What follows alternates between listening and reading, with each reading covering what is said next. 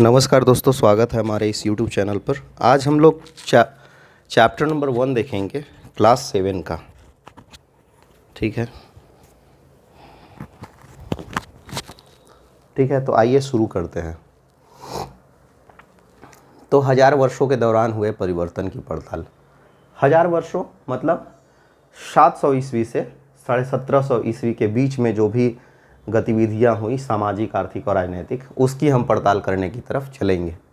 अल इदरीसी का पहले जिक्र आता है एनसीईआरटी में। अल इदरीसी जो है 1154 में एक मानचित्रकार हैं जो विश्व का मानचित्र बनाते हैं और भारत की भी उसमें दिखाते हैं स्थिति। जब भारत की स्थिति दिखाते हैं तो उलट दिखा देते हैं अभी जो है उससे। जो दक्षिण भारत है उसको नॉर्थ और नॉर्थ को साउथ में दिखा देते हैं, जो श्रीलंका है उसको ऊपर दिखा देते हैं। तो ये चीज़ें हैं। या इसमें हालांकि बहुत सारे जो जगह है जैसे कनौज है और भी कई शहर हैं, उनका भी जिक्र इसमें मिलता है। अब दूसरा जो है मानचित्र बनाया गया है 1720 का फ्रांसीसी मानचित्रकार के द्वारा। इसमें क्या है कि इसमें जो है एक्चुअल जो मानचित्र है वो बनाया गया है, वो दिख रही है सारी जगह कि कहाँ कहाँ कौन सा चीज़ है, कौन सी शहर है। तो ये जो है मानचित्र क्या किया कि जब 1720 वाला है, ये यूरोप के नाविक और व्यापारी के लिए बहुत ही मददगार साबित हुआ। और आने वाले दिनों में वो उस मैप के थ्रू उन्होंने भारत का अलग अलग जगहों का जो है अन्वेषण किया, व्यापारिक दृष्टिकोण से देखा कि कहाँ कहाँ से कौन सा चीज़ हम खरीद सकते हैं, बेच सकते हैं ले जाकर। जो सबसे बहुत महत्वपूर्ण परिवर्तन हुआ उसमें से एक था शब्दावली को लेके। जैसे हिंदुस्तान जो है मिन्हाज-ए-सिराज के द्वारा पहला बार जिक्र आता है हिंदुस्तान शब्द का। तबकाते नासरी था, मिन्हाज-ए-सिराज का जो ग्रंथ था उसमें उन्होंने लिखा है हिंदुस्तान शब्द के बारे में। हिंदुस्तान जो है पहले पंजाब और हरियाणा के लिए सिर्फ प्रयोग में लाया जाता था। बाद में बाबरनामा ने हिंदुस्तान को लेके जो लिखा अपना बाबरनामा में, उसमें पशु पक्षी संस्कृति वगैरह का भी यहाँ का उल्लेख किया। वहीं अमीर खुसरो ने जो है हिंद का प्रयोग किया। तो देखिए ये जो शब्द है उसमें परिवर्तन आ रहा है, उसका जो है उसका अर्थ में भी परिवर्तन आ रहा है समय के साथ में। अमीर खुसरो जिसको कि तोताए हिंद कहा जाता था। अब एक और शब्द हम लोग देखते हैं इसमें जो दिया हुआ है, वो है विदेशी। देखिए हिंदी में इसको परदेसी भी बोलते थे और वो अपने गांव के इतर दूसरे गांव वाला को भी परदेसी बोलते थे, अपने संस्कृति से इतर दूसरे संस्कृति वाले को भी परदेसी बोलते थे। जैसे कोई बोल रहा है यहाँ का भाषा नहीं दूसरे जगह का भाषा बोल रहा है तो उसको परदेसी बोलना स्टार्ट कर देते थे। तो ये चीज़ें थी। फिर है अजनबी। ये जो है ये शब्द जो है उर्दू का शब्द है, या बोल सकते हैं कि ये ईरानी शब्द है, पर्शियन से लिया हुआ है। इसमें भी वही था कि अपने से इतर बोली भाषा और अपने गांव से इतर या अपने शहर से इतर जो भी बाहर के लोग हैं वो जो है विदेशी हैं। तो विदेशी के लिए ये इन शब्दों का यूज किया जाता था, प्रयोग किया जाता था। तो इससे ये चीज़ पता चल रहा है कि क्या चीज़ें हैं, कैसे परिवर्तन हो रहा है। अभी के डेट में क्या है विदेशी का मतलब और उस समय क्या था। अभी की डेट में लार्जर पर्सपेक्टिव में लेते हैं, बड़ा देश को हम लोग भौगोलिक इकाई लेते हैं। उस समय अपना गांव को, अपना क्षेत्र को ही भौगोलिक इकाई के रूप में आदमी लेते थे। जैसे यहाँ पे हिंद का हमने जिक्र किया है, तो हिंद का या हिंदुस्तान का भी अर्थ जो है अब ब्रॉडर सेंस में होता है। इसी तरह के भारतवर्ष था, हालांकि ये बुक में नहीं है, जान लीजिए ये भारतवर्ष था।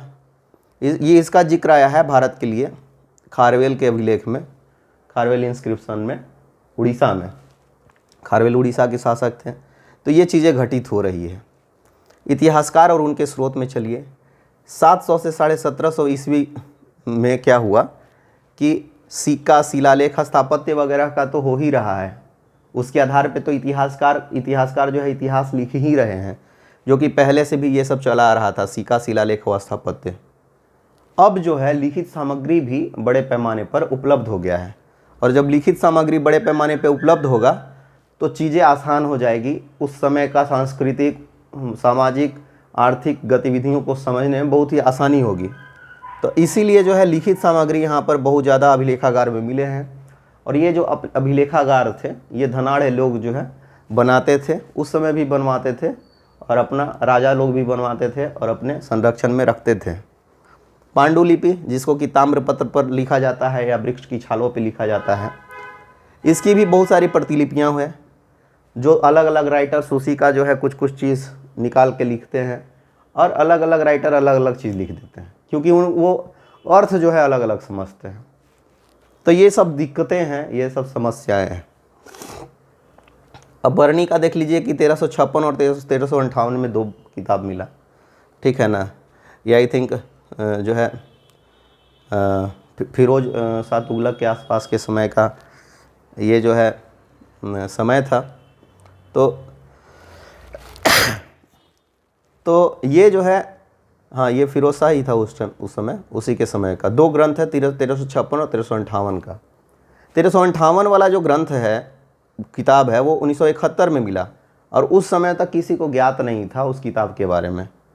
तो मान के चलिए कि 1356 वाला को ही लोग मतलब मानते थे कि सिर्फ यही किताब है जो बर्नी के द्वारा लिखा हुआ है, ठीक है।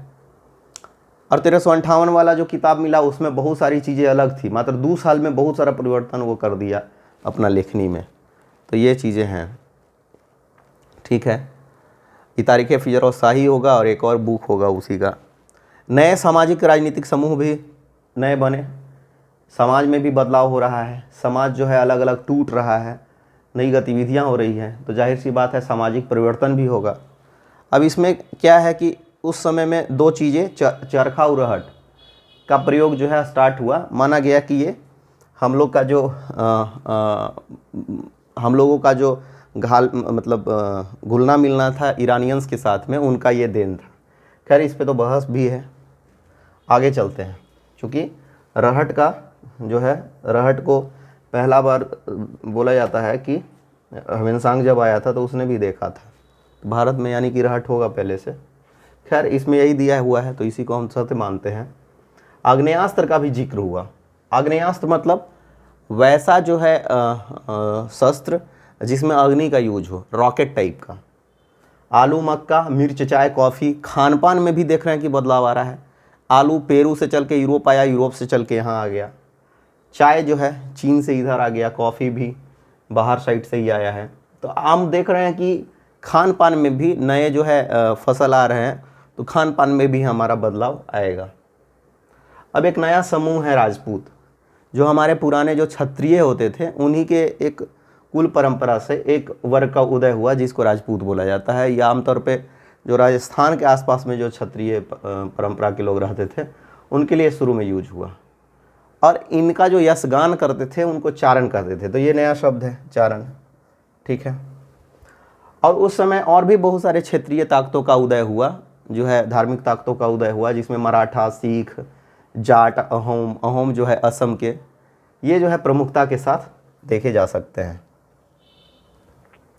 जंगलों की कटाई भी शुरू हुई, पॉपुलेशन बढ़ा तो जंगलों की कटाई हुई। पर्यावास शब्द आ रहा है, जिसमें जो उस समय का पर्यावरण सामाजिक और आर्थिक दृष्टिकोण से जो है जो परिवर्तन हुए, पर्यावास हुआ। और जंगलों की कटाई करके नया जो है सेटलमेंट हुआ, ह्यूमन सेटलमेंट, और बसावट बनी, वहाँ पर लोग बसे। जाति उपजाति भी आया, जातियों के अंदर में भी उपजातियाँ आई। एक बोला कि हम शुद्ध है, एक बोला कि वो हमसे कमतर है, ऐसी भावनाएं पनपी। और जाति पंचायत भी लगना शुरू हुआ, जैसे अभी खाप पंचायत होता है जो यूपी में पश्चिमी यूपी में और हरियाणा में लगता है, वैसे ही जाति पंचायत भी लगी। और जाति पंचायत में क्या होता था कि आपको कैसे रहना है, परंपराओं को मानना है, बड़ों का आदर करना है, ये सब जो उनका एथिक कोड था, वो सारी चीज़ों को जो है एक तरह से ये बोल सकते हैं कि ये छोटा मोटा जो है लॉ इन्फोर्समेंट था कि आपको ये चीज़ जो है मानना है, ज़रूरी है। अब बहुत सारे जो है क्षेत्र साम्राज्य को हम देख सकते हैं, जैसे चोल का उदय हुआ पुनः सेकेंड टाइम में। चोल एक तो पहले 500 ईसा पूर्व से 500 तक, दूसरी बार फिर 800-900 ईसा में इनका फिर से उदय हुआ, ठीक है। और फिर तुगलक आए, फिर मुगल्स आए, तो इनका भी देखा जाएगा, आने वाले चैप्टर्स में हम लोग पढ़ेंगे। बलबन जो है एक संस्कृत प्रशस्ति लिखवाता है, उसमें अपना यशगान करता है कि मैं तो यहाँ का राजा हूँ, संपूर्ण भारत का, दक्षिण से लेके उत्तर का, पूरब से लेके पश्चिम तक का। तो ये चीज़ें जो है यहाँ पर देखने में आती है। हालांकि ये मतलब अतिशयोक्ति है, लोग लिखवाते ही थे, अतिशयोक्ति हो या कुछ भी हो, ठीक है ना। शासक लोगों को ये पसंद था, या ये ट्रेडिशन में था, चलन में था। अमीर खुसरो जो है वो भी अनेक भाषा का जिक्र किया करता है, जिसमें से असमी है, उड़िया है, इसके बाद में बंगाली है, हिंदी है, उर्दू है, अवधी है। तो कई भाषाओं का जो है 1318 में जिक्र करता है अमीर खुसरो। तो यानी कि विविधताएं हैं, और विविधताओं का बहुत ही बारीकी से अध्ययन किया जाना चाहिए। आने वाले जो चैप्टर्स में हम लोग पढ़ेंगे उसमें हम लोग विविधताओं का अध्ययन करेंगे। सामाजिक, आर्थिक, राजनीतिक जो पृष्ठभूमि है अलग अलग जगह की, अलग अलग, उसको हम लोग देखेंगे और उसमें हुए परिवर्तनों को भी देखेंगे। क्षेत्र की जो परंपरा है वो अलग अलग थी। जैसे प्रशासनिक ढांचा अलग था। चोल का जो बोला जाता है कि प्रशासनिक ढांचा ग्राम पंचायत पे बेस्ड था, ग्राम पंचायत को वो लोग मानता था परंपरा में लोग। आर्थिक स्थिति जो है जैसे तुगलक के टाइम में अलग था, मुगल्स के टाइम में अलग था। भाषाएं भी अलग थी। किसी ने जो है टर्की को प्रमोट किया, टर्की को नहीं मतलब किसी ने पर्शियन को प्रमोट किया, किसी ने हिंदी को प्रमोट किया, किसी ने संस्कृत को प्रमोट किया। तो ये चीज़ें थी, या किसी ने तमिल को प्रमोट किया। तो ये चीज़ें जो है क्षेत्र में जो है अलग अलग परंपरा, अलग अलग तरह का विविधता देखने के लिए मिलता है। अब पुराने और नए धर्म में आस्था में परिवर्तन भी हुआ।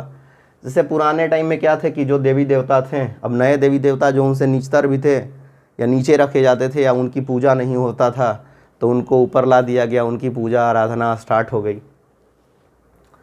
राजा ब्राह्मण, राजा जो थे उनके यहाँ पे जो संरक्षण का काम करते थे, संरक्षक का ब्राह्मण, उनकी जो है श्रेष्ठता बनी रही और वृद्धि हुई उसमें सामाजिक जो है स्तर पे। भक्ति परंपरा का विकास हुआ। भक्ति परंपरा दक्षिण भारत में शुरू हुआ और अलवार नरनार संतों के द्वारा उसमें बोला गया कि आप बिना किसी पुजारी के या बिना किसी ग्रंथ के भी ईश्वर को पा सकते हैं। तो बड़ा ये विस्फोटक बात था सामाजिक परंपरा के लिए, क्योंकि बहुत सारे लोगों को जो है मंदिर में जाने का अधिकार नहीं था। तो ये जो है भक्ति परंपरा वहाँ से निकला। एक सोशल रिफॉर्म भी हो रहा है, समाज सुधार भी हो रहा है। उसी के समय कुरान आया। जैसे 712 में मोहम्मद बिन कासिम का अटैक होता है, तो उसके बाद में कुरान आया। और सिया, उसमें भी देखा जाता है कि विविधता है। सिया है, सुन्नी है। सिया जो हैं वो पैगंबर के दामाद हैं अली, उनको मानते हैं अपना जो है सब कुछ। सुन्नी जो है खलीफा को मानते हैं, जो मोहम्मद साहब का जो अपना वंश था उनको फॉलो करते हैं। इसके बाद में इस्लाम के अंदर में भी न्याय सिद्धांत जो था उसमें भी अंतर देखने के लिए मिलता है। हनफी का अलग न्याय सिद्धांत है, सफ़ी का अलग न्याय सिद्धांत है, यानी कि विविधताओं का वहाँ भी जो है घालमेल है। समय और इतिहास के कालखंड पर विचार कीजिए, विभाजन जो हो रहा है कि कैसे उसको परोसा जाए। जैसे ब्रिटिशर्स हैं, तो इन्होंने क्या किया कि हिंदू, मुस्लिम और ब्रिटिश में भारतीय जो इतिहास है उसको बांट दिया। 3 कालखंड में रखा कि ये 3 कालखंड में जो है भारतीय इतिहास को देखा उन्होंने। हालांकि किसी भी शासक को सिर्फ हिंदू देख लेना, या किसी भी शासक को सिर्फ मुस्लिम देख लेना, या किसी भी शासक को सिर्फ ब्रिटिश देख लेना, ये थोड़ा सा बोला जा सकता है कि संकीर्णता है, क्योंकि विविधताएं हैं और सिर्फ हिंदू, मुस्लिम या ब्रिटिश कहने से जो है चीज़ें सामान्यीकरण नहीं किया जा सकता है उस समय का। इसीलिए जो अधिकतर इतिहासकार हैं वो सामाजिक और आर्थिक जो पृष्ठभूमि था और उसमें जो बदलाव हुआ, समाज में जो बदलाव हुआ, पैसा कौड़ी का लेन देन में जो बदलाव हुआ, आर्थिक गतिविधि में, उद्योग धंधा में जो बदलाव हुआ, खान पान में जो बदलाव हुआ, रहन सहन में बदलाव हुआ, भाषा में बदलाव हुआ, उन चीज़ों के तरफ अधिकतर इतिहासकार ज़्यादा ध्यान देते हैं कि क्या क्या चीज़ें हो रही है और कहाँ की कौन सी चीज़ें थी। कृषि का विस्तार हो रहा है तो क्षेत्रीय साम्राज्य का उदय भी हो रहा है, लोगों का पॉपुलेशन भी बढ़ रहा है, ठीक है। और कृषि का विस्तार हो रहा है तो जाहिर सी बात है कि राजा को मिलने वाला जो रेवेन्यू होगा वो भी बढ़ेगा और वो लोग अस्थाई सेना और रखना स्टार्ट कर देगा और युद्ध में और जाना शुरू कर देगा। तो ये सब चीज़ें हैं जो देखने के लिए मिलती हैं। और कृषि में विस्तार होगा तो समृद्धि भी आएगा, और यही समृद्धि जो है, कृषि का विस्तार का समृद्धि जो है, यूरोपियन के आगमन का काल बनेगा और बाद में यही यूरोपियंस हम पे काबिज हो जाएंगे। देखिए, स्टार्ट किए थे हम लोग फ्रांसीसी मानचित्रकार से, जिसमें यूरोप के नाविकों को मानचित्र के जरिए यहाँ पर आने का और यहाँ को समझने का, यहाँ पर यहाँ वहाँ जाने का, जगह का जो है बोध हुआ। और इसी बोध के और समृद्धि के कारण यूरोपियंस का यहाँ पे आगमन हुआ। तो ये जो था पूरा चैप्टर, ये आधारित है कि आने वाले दिनों में हम लोग जो सामाजिक, सांस्कृतिक, राजनीतिक जो हम लोग विविधताएं देखेंगे भारत के अंदर में, उनका जो क्रमिक विकास जिस तरीके से हुआ है उसको जो देखेंगे तो उसका एक सारांश भर यहाँ पर देखने के लिए मिलता है। क्योंकि शुरू में ही लिख दिया गया है कि 1000 वर्षों के दौरान हुए परिवर्तनों की पड़ताल, तो 1000 वर्ष का एक सारांश दिया गया है कि ये चीज़ें घटित हुई थी। धन्यवाद, बने रहिए हमारे साथ।